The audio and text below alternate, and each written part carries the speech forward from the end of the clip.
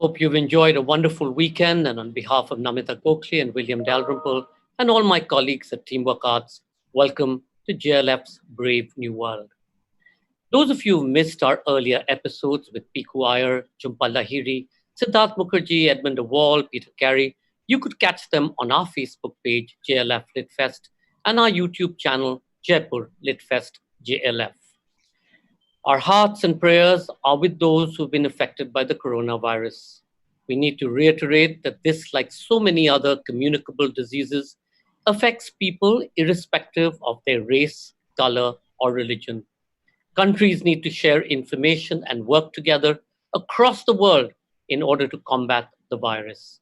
JLF's Brave New World has been created to continue free flowing access to knowledge, information, perspectives, and learnings. To tell you more about the fabulous list of speakers we have lined up for you, please welcome festival directors Namita Gokhale and William Dalrymple.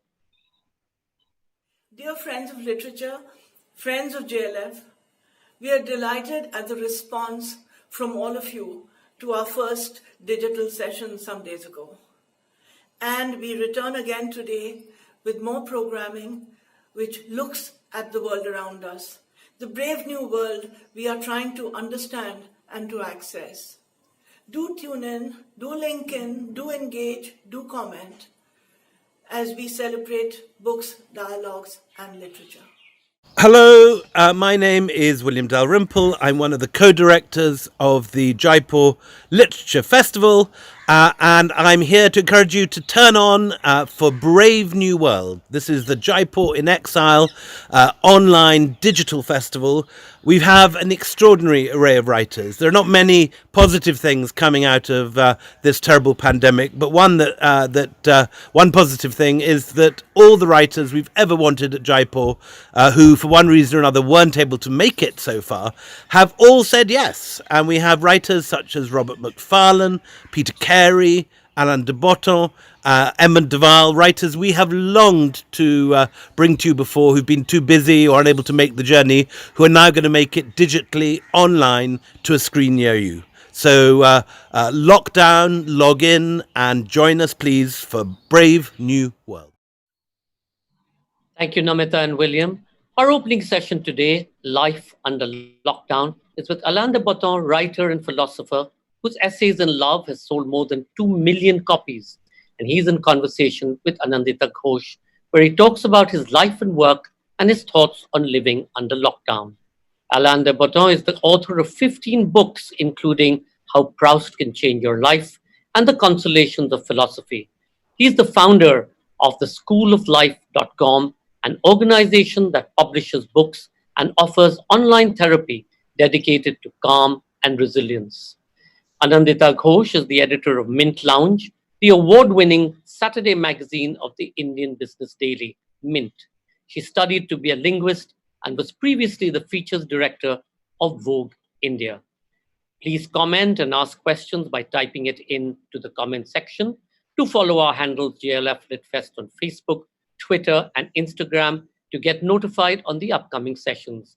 In case you get dropped off due to bad bandwidth, you can find us on our YouTube channel, Jaipur Litfest JLF.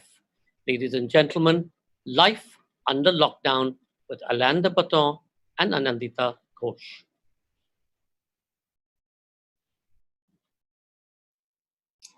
Thank you so much, Sanjoy. Hello, Alain. And hello to everybody, and thank you for joining us here today. Despite being someone who's written 14 books, the first one at the age of 23, I was surprised to learn that Alain de Botton doesn't have a lot of faith in the idea of books. I read an interview where you said you're often struck by the fear that books don't do very much. And I think that's very congruous with the line of thinking that led you to launch School of Life in 2008 with a bunch of colleagues. And School of Life in London helps disseminate ideas in a number of ways, including books, but also those sharp, occasionally hilarious videos that I'm sure most of you have seen. Allah's most recent book, published last year, is called The School of Life, which he calls a comprehensive guide to the modern art of emotional intelligence, something that I think all of us could do with in these troubled times with the lockdown. So Allah, as head professor in the School of Life, I think it's fair to assume that you've had a good handle on the lockdown, better than most of us. What's your one-line guide to surviving it with your head above water? Look, I think my one-line guide is we don't need to be particularly sane or particularly calm or particularly in a wonderful mood about this particular crisis. I think we're all allowed to slightly lose our heads. I think that a wise life allows for moments of unwisdom. And I think if there's ever going to be one, this is one of them. So I'm certainly not somebody who would advise that a guru-like distance and perspective on all matters is always either desirable or definitely even possible. So let's not beat ourselves up if during this current crisis we are very worried. To worry about something like this is very normal. Sometimes there is a great pressure on us to seem invulnerable and to suggest that we're okay, that we're able to cope with things that life throws our way. I think that this is a moment when we can admit that maybe we're not coping and that that's okay too in its own way. And let me just say, it's also the fastest route to friendship, because having the courage to reveal fear, loss of control, dignity, composure. This is actually the way in which you connect with somebody. If someone calls you up at this current crisis and says, how are you doing? And you say, I'm fine, I'm just terrific. How are you? This is not the beginning of a friendship. This is almost a hostile act because it's not allowing another person into your life. It's simply denying your humanity, because part of all of our humanity is that we are anxious, fragile, out of control, worried. This is part of what it means to be human. But I think what can happen so often is that we think, if I show this side of myself, I will be looking weak and I will have to feel ashamed of myself and no one will want to know me. In fact, oddly, the opposite happens. When you are able to gift somebody a part of your own vulnerable self, that is the beginning of a connection and a friendship with someone. And if there is one silver lining to this situation, I don't really know how it is in India, but I think in the UK, the dominant mood is everyone's always fine. That should be the mood of the day.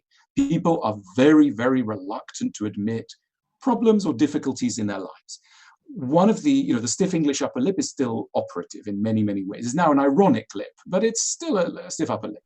And I think one of the things that this crisis has allowed people to do is to admit to a little bit more of their humanity. So people will say, I've never been so worried in my life. Or I don't know where, the whole thing is going. And so there is a new spirit, oddly, of kindness and tolerance because people are able to reveal more of themselves. Right. Since we're here with a subject that is very broad, life under lockdown is practically what, everyone in the world is speaking about now. I thought we could go narrower. You're someone who's long believed that we'd be a great deal more cheerful if we learn to be a little more pessimistic. So I want to use the lockdown as a lens to look at what I think is one of your most provocative statements, and you've had many, that optimism is the greatest flaw of the modern world. So let's talk about, what led you to value pessimism as you do? What was the line of thinking that kind of came to this? Look, I really value the question and the thoughtfulness with which you've approached this. I mean, look, my feeling is that for most of human history, human beings were very alive to the fact that life is either cyclical in nature, in other words, that progress always leads to regress, and essentially you either stand still or even sometimes move backwards, but you don't necessarily progress. In spreading from Europe, Northwestern Europe in the middle of the 18th century and then becoming a global phenomenon, what has happened is, thanks to the power of science, we have changed that mentality. We essentially nowadays all have an Enlightenment mentality. In other words, we place faith in reason and we place faith in science. And we believe that if enough emphasis is placed on reason and science, we will be able to liberate ourselves from the essential pains of the human condition and become the happy creatures, the carefree creatures, even, and this is what's happening in Silicon Valley, the immortal creatures that we have long dreamt of, that we would be able to become, that we will be able to unhook ourselves from the chains of human suffering.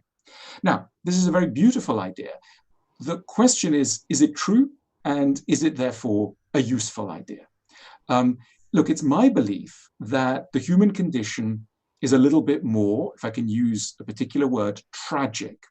And what I mean by tragic is subject to forces of fate, chance, and accident, which we do not control, which will always outwit the mighty but ultimately limited powers of our reason. And that we will, all of us, at some point be humbled, at many points perhaps, but we will ultimately always be humbled in the end by the forces of death. And that this defines the parameters of every life. Life has a tragic structure. Now, the ancient Greeks knew this. The ancient Hebrews knew this. Much of the Christian world knew this. Christianity is baked into the system. The Hindus knew this. The Muslims knew this. The Buddhists, definitely. I mean, think, what is the first rule that the Buddha tells us? Life is suffering, and on and on goes. So most societies, until the modern era, have understood what, you could call it pessimism, you could call it realism, you could call it a tragic awareness. But essentially, the feeling is that to be human is to be very alive to danger and suffering. And from this is the root of charity, both towards ourselves and towards others. This knowledge that every human that you meet is subject to the same forces, the same unjust forces, in many ways, is the root of fellow feeling. And look, in many ways, we've done away with this system. The modern world does not really operate with this system. And it causes us a remarkable number of difficulties in a remarkable number of areas. Let me pick just a few. Think about romantic relationships. The way in which we approach romantic relationships nowadays is that we imagine that romantic love is the business of finding one very special and also very perfect human being who we will admire because of their extraordinary qualities. And that this is what love is. Love is finding a unique soulmate who will be our best friend, our confidant, our sexual partner, our co-parent, our business manager, everything rolled into one, and they will be the total answer to loneliness, etc. Now, this is lovely, and it also makes us so intolerant. It's funny how nowadays often lovers will call each other angel as a sort of funny sort of nickname. I say, Angel, will you get some water from the fridge for me? And it sounds like a joke and almost like a coincidence. It's not. We have literally pulled angels from the sky down into the human realm, and we expect to find them and maybe marry them. It sounds beautiful, but it's a recipe for the most terrible intolerance. Because if you've put somebody in the status of an angel and they happen to have an annoying habit or chew their cereal in the wrong way or have an annoying mother or something like this, then the only answer is an intolerant complaint, bitterness against the unfair conditions of your life. So the more, in a strange way, we are able to see suffering as written into the contract of existence, the more across frustrations large and small, we may be able to find reserves of patience and tolerance within ourselves. Right. So let's leave religion aside for a bit, because you have a whole book on it. You have a book on what atheists can learn about pessimism from religion and what they can learn from religion in general for a better life. But I want to speak about, you've said that the Stoics and the Danish philosopher, more contemporary Kierkegaard, are some of your favorite schools of thought or your favorite philosophers. Can we speak specifically in terms of the Stoics and their idea of negative visualization and preparing for the worst, and how that didn't mean that they were bleak, despondent people, how they really valued joy and hence prepared for the worst. So can we kind of put that in the context of a contemporary situation? Because I think that could help explain what you're saying. Of course. So the Stoics are fascinating because their advice for anxiety is not what we would nowadays advise. So if somebody comes to you nowadays and says, I'm worried about losing my job, I'm worried the situation may get very bad, etc., etc. What is the first thing that a friendly person is taught? Don't worry. To do, which is say, don't worry, it won't happen. Okay, right. And this is the way that we think we're being nice to people. Now, the Stoics would tell us, no, this is a recipe for driving up anxiety. Because the thing to do is not to focus on the chances that only the good will happen.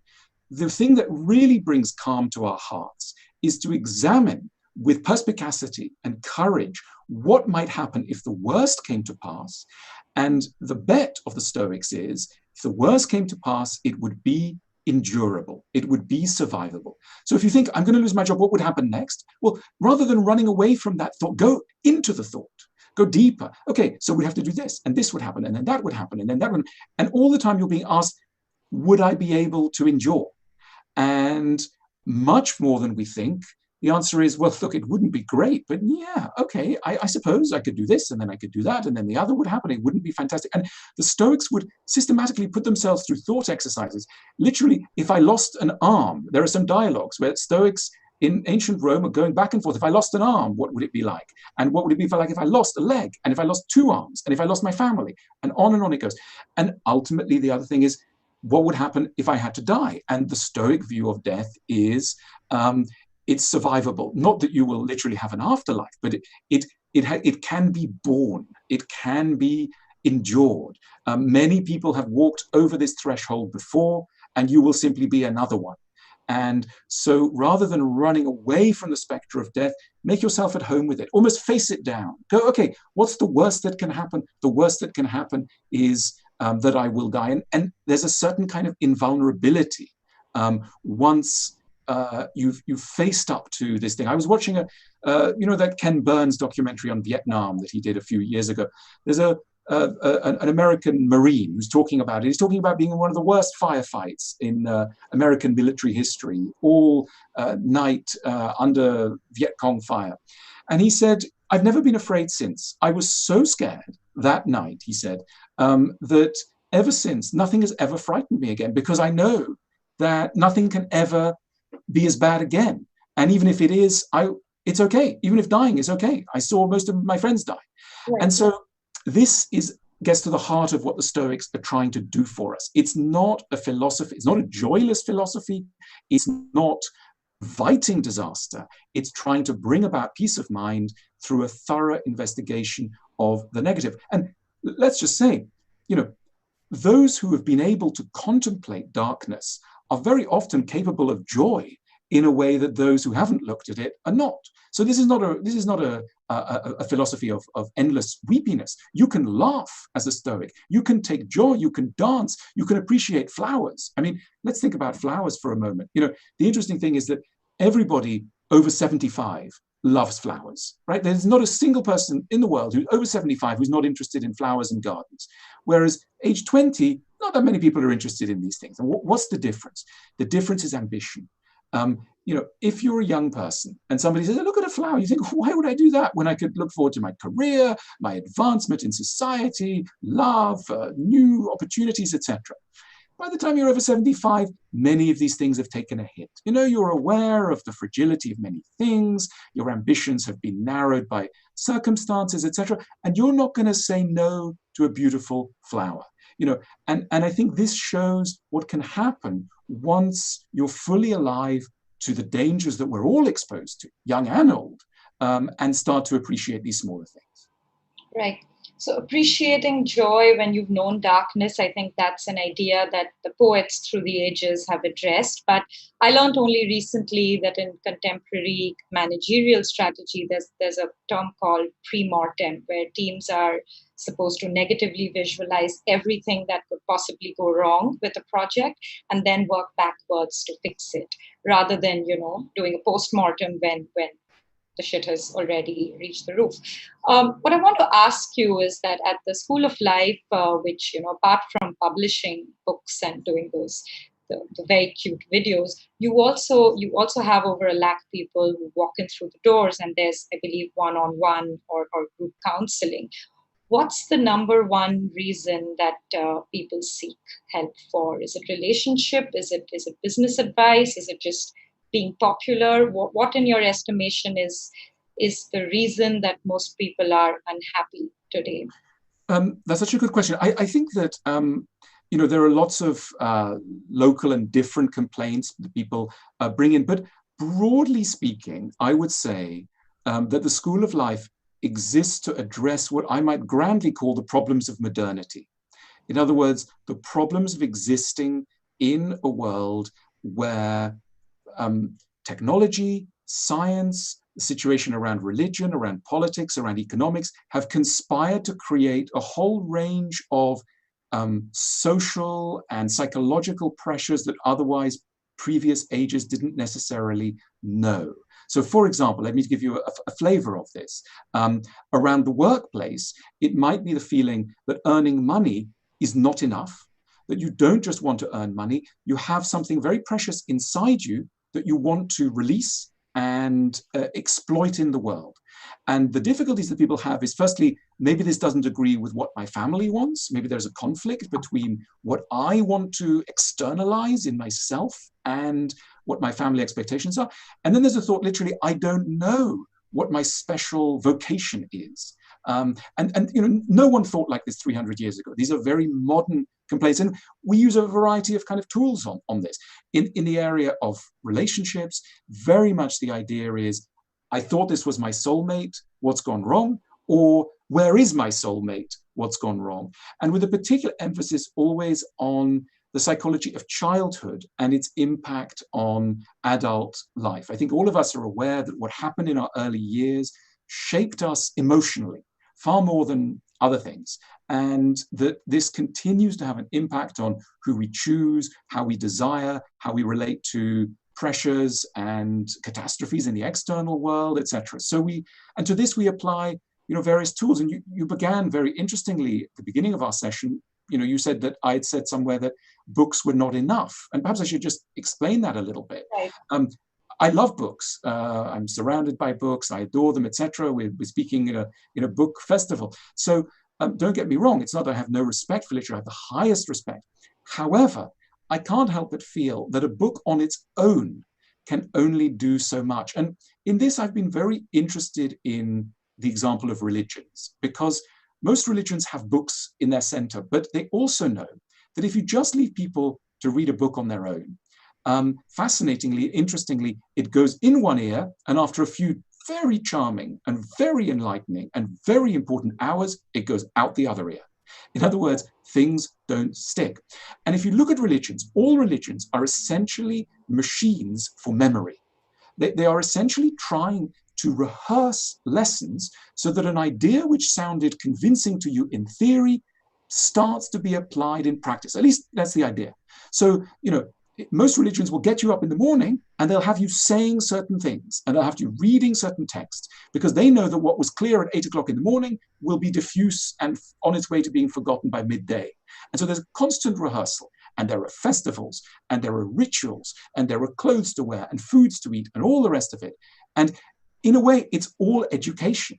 Now, I'm not a religious person, and most of what, well, not most, but a lot of what religions teach, especially the supernatural aspect, is not for me at all.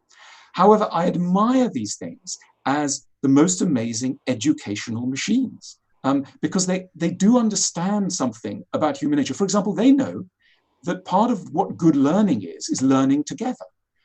This is what this lovely festival has remembered. We could all be sitting on our own reading a book, but actually we've come together live online but live, because there's something about being together which helps the mind to absorb ideas. And that's something that religions have always known about. Religions also know, for example, that if you want to teach an idea, you put some food in there, right? Don't only have a lesson, have a meal. Have a meal and an idea together, and on it goes. Also, if you want to get an idea across, send somebody on a journey, put them on a pilgrimage. What religions call pilgrimage, we call traveling. But it's the same idea. Through an external journey, you will have an internal journey.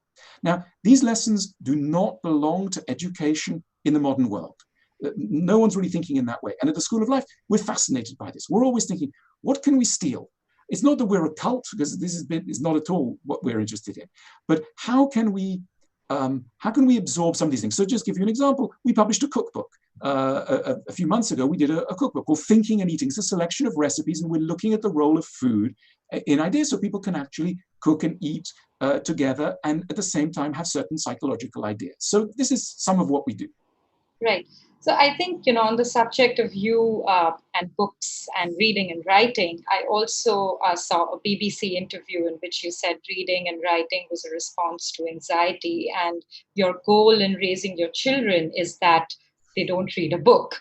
And I think most of the people tuned in today are readers, possibly some are writers. So are we just an anxious lot? Are we doomed?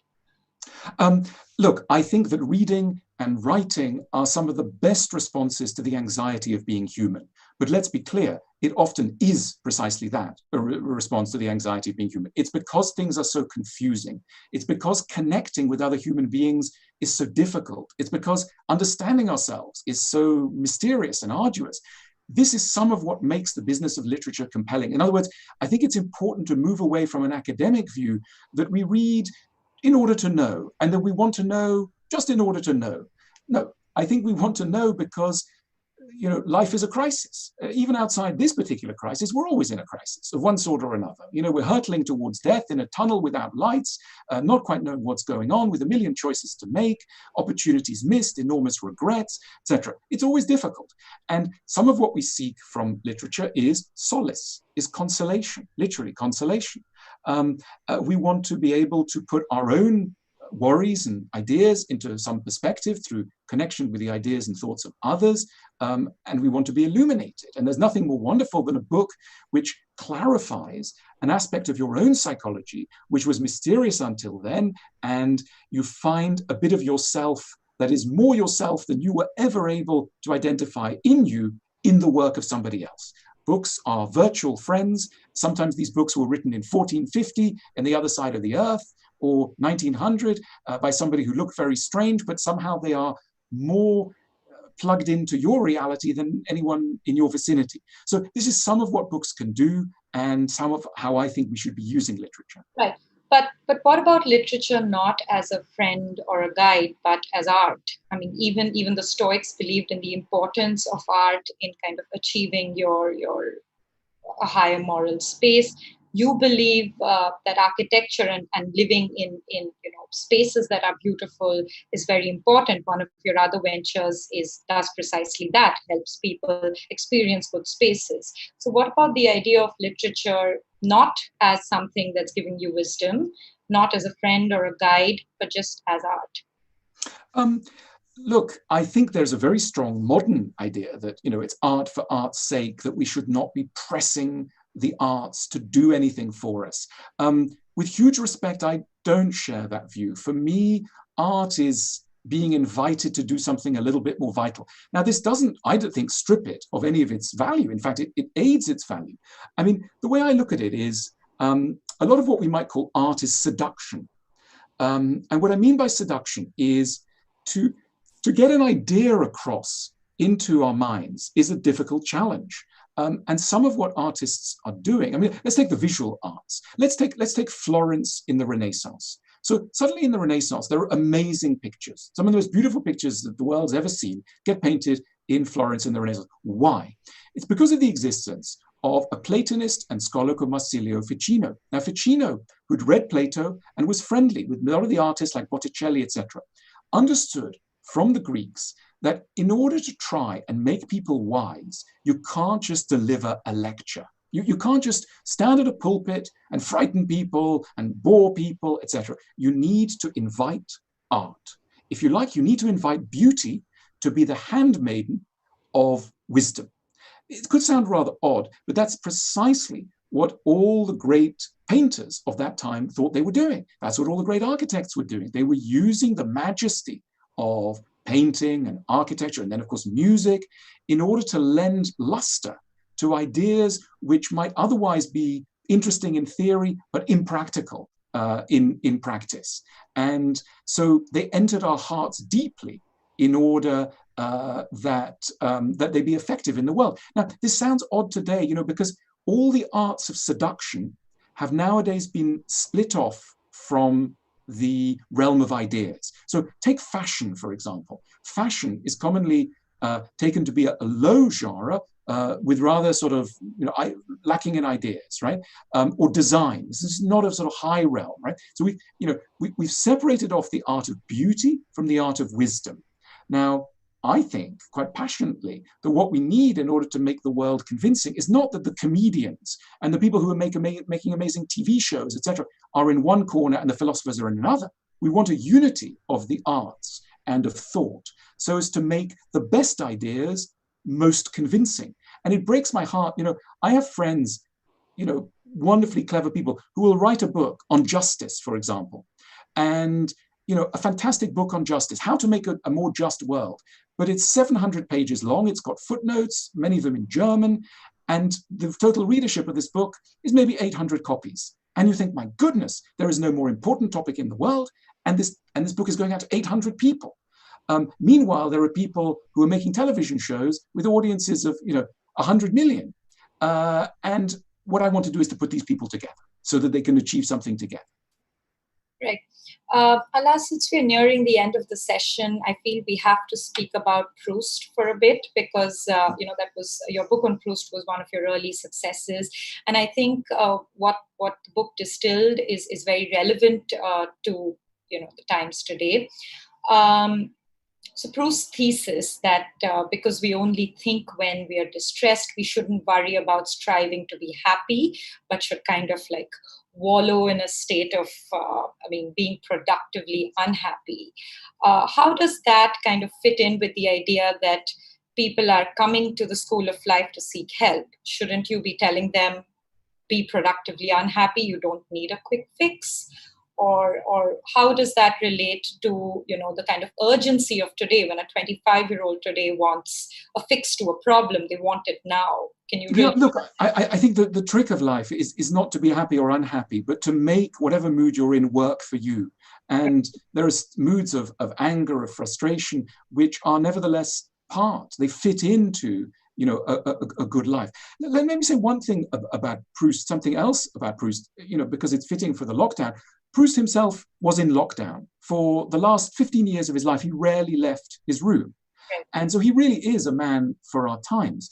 And the interesting thing was that he argued that our heads contain already the most unbelievable memories, impressions, sensory, evocative powers, and that most of the time we don't go into our minds. We are permanently seeking the outer world, whereas we already contain the most extraordinary machine for taking us into experiences. And so he was somebody who would lie awake in Paris in the beginning of the 20th century, remembering his childhood and moments of beauty in nature, moments of happiness that he had tasted. And he uses his imagination to go there. And he believes that most of us are so literal. We always think we have to take our bodies somewhere in order to go there. And as a true writer, he understood that no, it's the imagination, it's the power of the imagination that really brings us joy. And it's through the journeys of the imagination that we can get to see some of the most valuable lands. Right. I think the power of imagination bringing us joy is a good note to end the Q&A part of this session. We have some audience questions now, so I'll read that out. The first one from Swapan Seth is, deciding to avoid other people does not necessarily equate with having no desire whatsoever for company. You once said that. It may simply reflect a dissatisfaction with what or who is available.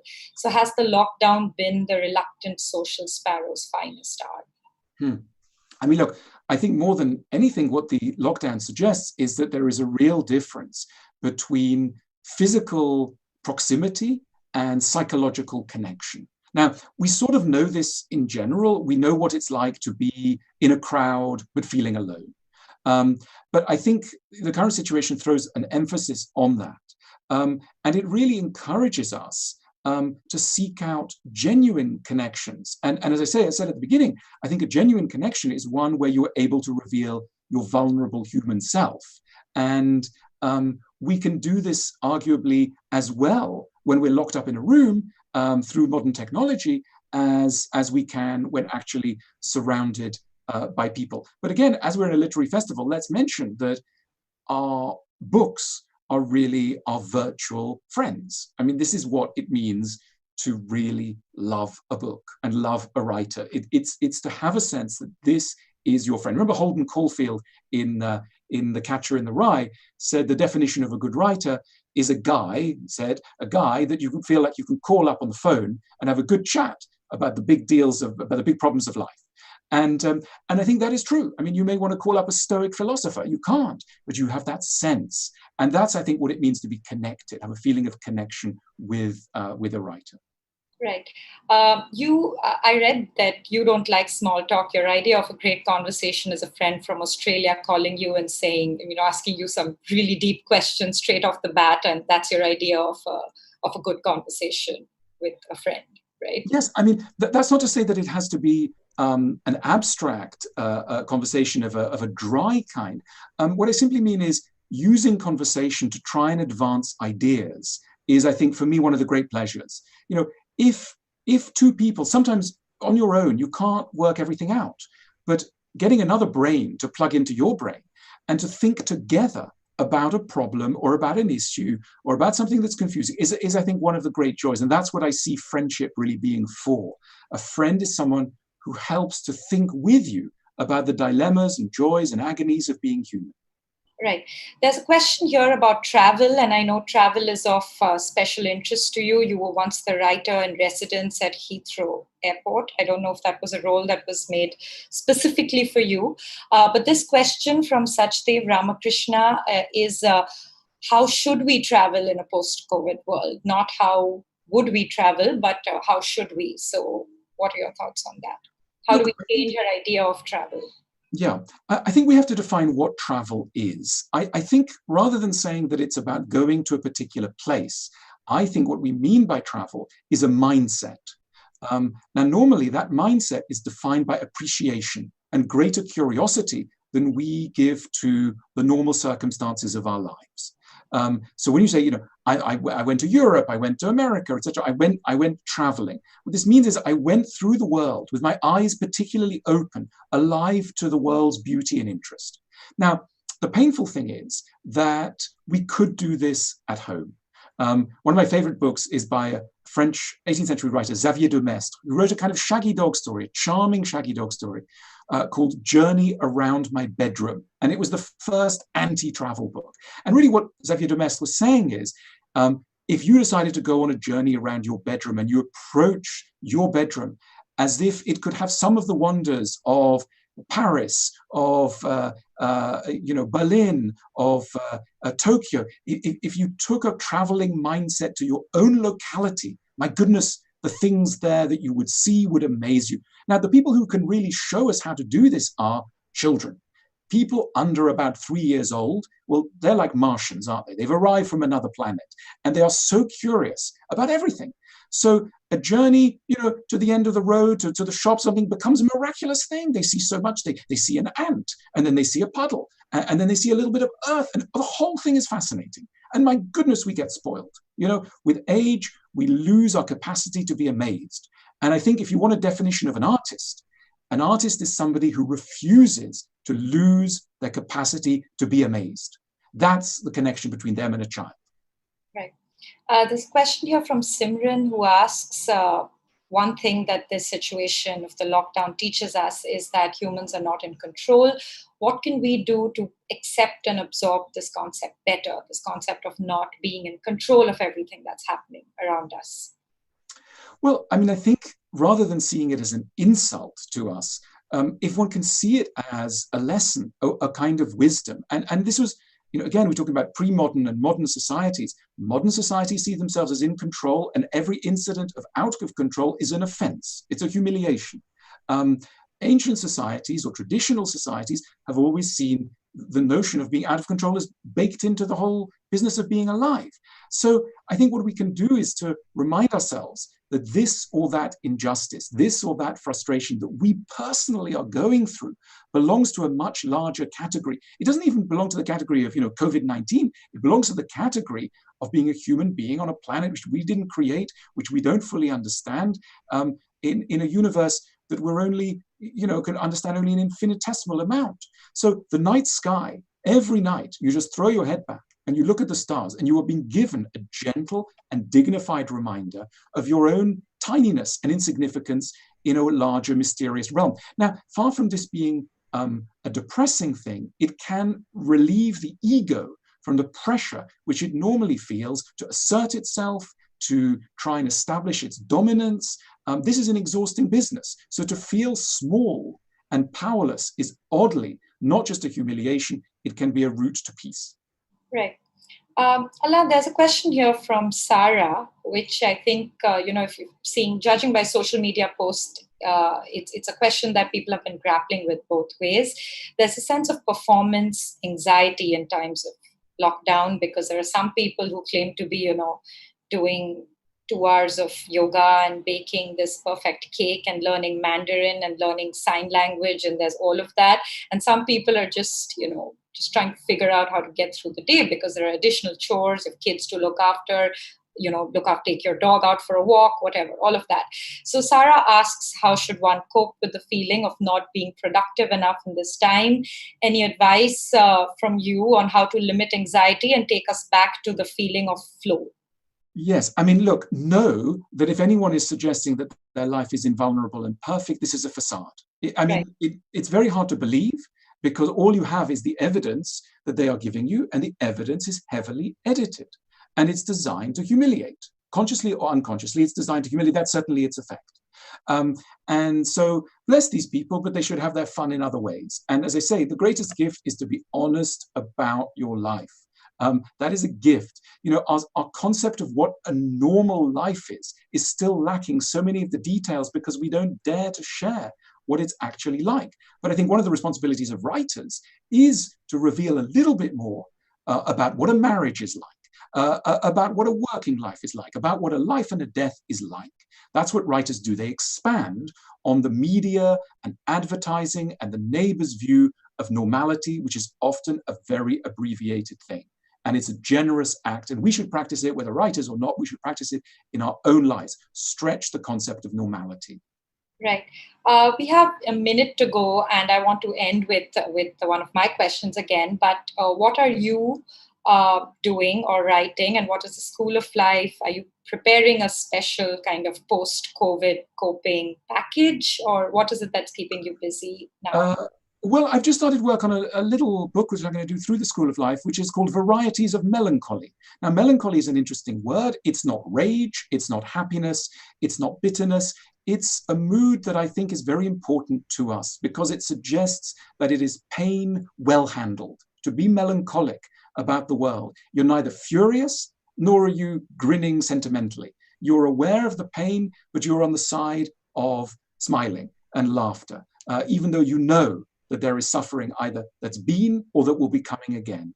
So I think it's a wise approach. And maybe this is the philosophy that we need for our times. Not a philosophy of despair, certainly, not a philosophy of mad Silicon Valley optimism, but a more ancient philosophy, the philosophy of melancholy. Right. Would you say it's a kind of spiritual sequel to your book on Proust because it's going on the same lines of... Yes, in a way. I mean, everything is connected, but like my work on Proust, it's again trying to show how a focus on the so-called small and an appreciation on the details of life helps to console us for the greater troubles that we're never going to be insulated from. Great. Thank you so much, Alain. I think we have Sanjay here to close the session. Thanks for the conversation. I'm sure it'll be very useful for all the questions that we've gone over today. Thank you. Thank you so much, Anindita. Thank you, Alain, and thank you for saying the greatest gift is to be honest about your life and deconstructing in many ways the stiff British upper lip that we seem to have all got into. And it's okay about feeling stressed about our present situation. So thank you. And that was an extraordinary conversation and really incredible. Thank you so much, both of you. And those of you who are watching, I'm sorry we couldn't take all your questions. They were just streaming in thick and fast, but I do hope you've got a sense of what Alain had to share. Please do tune in at 9 p.m. Indian Standard Time, 4:30 p.m. British Summer Time, or 11:30 a.m. Eastern Time for our next session, Headlines and Deadlines, Tina Brown's Vanity Fair Diaries. Tina Brown talks of celebrity, sexism, and power, as well as her own stellar work in conversation with Chiki Sarkar, publisher of Juggernaut. For those of you who stay logged on, we present a short extract from our Jaipur Music Stage archives. Tinariwen is in concert. Tinariwen is a band created in the early 80s by Tuareg musicians from northern Mali. Their music, often referred to as blues from the desert, is a deep expression of the suffering of the Tuareg people and their life in the Saharan desert.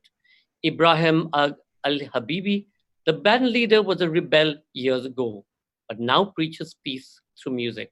Since the end of the 1990s, the band has been performing all over the world, bringing a unique sound to the audience and representing the culture of the Tuareg people. Enjoy the performance. Thank you. Thank you.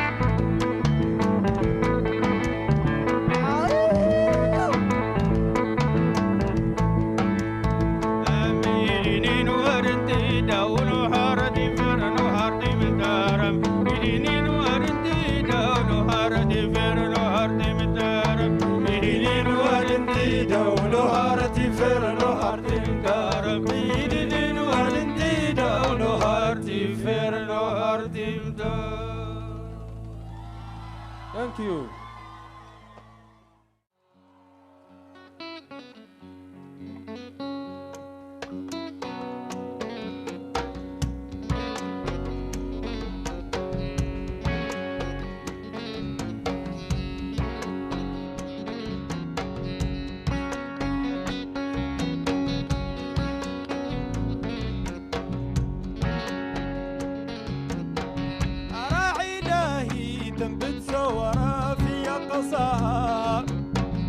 أزواج والولاد كل حياة أزواج والولاد كل حياة أرى إلهي تم الصورة في أقصاها أزواج والولاد كل حياة أزواج والولاد كل حياة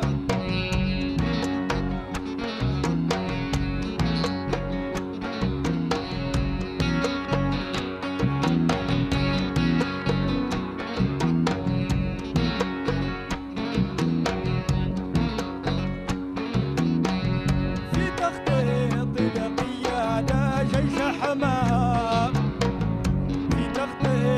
القيادة جيش